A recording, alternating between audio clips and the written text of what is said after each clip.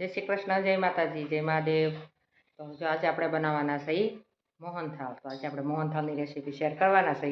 તો મસ્ત છેલ્લે સુધી વિડીયોમાં બના રહેજો અને મસ્ત લાઈક શેર અને સબસ્ક્રાઈબ કરી દેજો। તો આપણે આજે સ્પેશિયલ મોહનથાળની રેસીપી। તો એના માટે જો મેં ચણાનો લોટ 500 ગ્રામ લઈ લીધો છે, 400 ગ્રામ જેટલી ખાંડ લઈ લીધી છે અને 500 ઘી લઈ લીધું છે। અને આમાં છે કાજુ બદામની કતરણ, આમાં જાયફળ અને એલચીનો પાવડર છે અને આ આપણે મોણ દેવા માટેનું દૂધ છે। ચાલો આપણે ફટાફટ એનું પ્રોસેસ શરૂ કરી દઈએ। જો આપણે એમાં મોણ દેવા માટે, ધાબો દેવા માટે થોડુંક ઘી લઈશું। આમાં આપણે લીધું છે એમાંથી 100 ગ્રામ જેટલું લઈશું।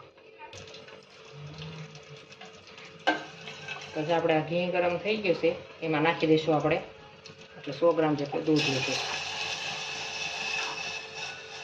ને આપણે આ બહુ ગરમ નથી કરવાનું, આંગળી હતપ જેવું થાય એવું કરવાનું છે। જો આપણે આંગળી હતપ એવું થઈ ગયું છે, હવે આપણે આમાં નાખી દઈશું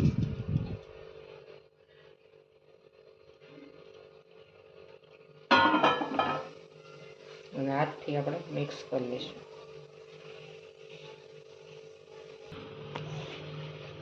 તો જો આવી રીતના આપણે મોણ દઈ દેવાનું છે એટલે આનાથી મસ્ત। અને આપણે કરકરો લોટ લીધો છે મોહનથાળનો, જે સ્પેશિયલ આવે ને એ આપણે 5-10 મિનિટ આવી રીતના ધાબો દઈ દીધો છે, થોડીક વાર રાખી દઈશું, પછી એને સાયણીથી સાળી લેવા। આપણે આ સાયણા થોડોક મોટા કાણાવાળા હોય ને એવો લઈ લેવાના છે, આવી રીતના બધા સાળી લેવાના। જો એટલે આપણે આ બધો લોટ સાળી લીધો અને મસ્ત જવો દાણેદાર થઈ ગયો। હવે આપણે આને ઘીમાં શેકી લઈશું। આપણે બકડીયું લઈ લીધું છે લોહીયું, એમાં આપણે અડધું ઘી નાખશું અત્યારે।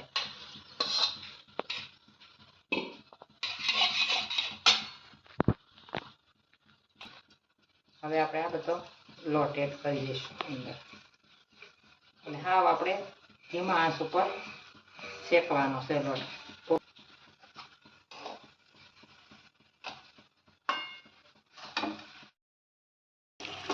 આપણે જે બધું 500 ઘી હતું થોડું કરી આપણે બધું ઘી નાખી દીધું છે અને ધીમા આંચ. જો જેમ જેમ લોટ શેકાતો જાય ને એમ એમ મજા હળવો થતો જાય।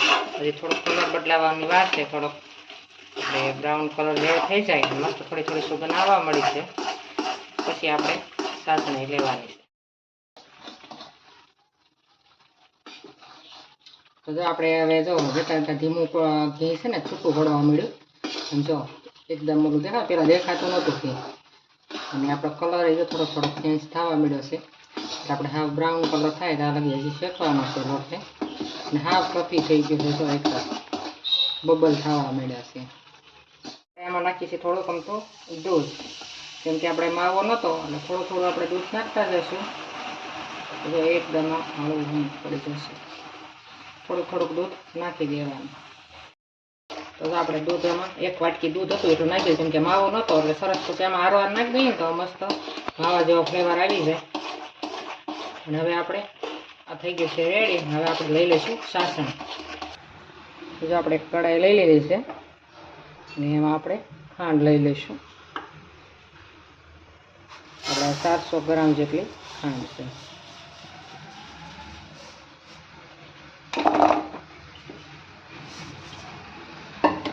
હવે આપણે ડૂબે ને એટલું પાણી નાખશું, બહુ પાણી નથી નાખવાનું। અને આપણે 1 તારની સાસણી આવે, 1-1.5 તારની એવી લઈશું। હા, ધીમો ગેસ કરીને આપણે સાસણી 1-1.5 તારની, કેમ કે ત્યાં ચોમાસા જેવું છે થોડીક આપણે વધારે સાસણી લેવી પડે, નકર 1 તારની લેવી તો હાલે, આપણે 1.5। તો હવે આપણે જો થોડોક છે ને લાડવાનો કલર આવે મોહનથાળનો એ નાખશું, સાસણીમાં નાખી દેવાનો અને હલાવી। હવે આપણે આ સાસણી બધી નાખી દઈશું।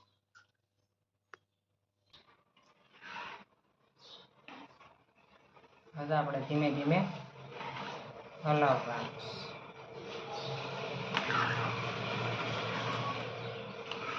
એટલે બધું એક મિશ્રણ થઈ જશે।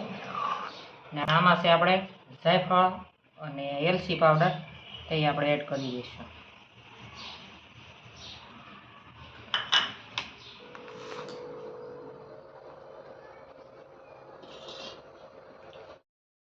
જો આપણે આ મોહનથાળ મસ્ત બની ગયો છે. જો સરસ કેવો બન્યો છે. કરીને મસ્ત બધા બટકા પાડી લીધા છે. ત્યાં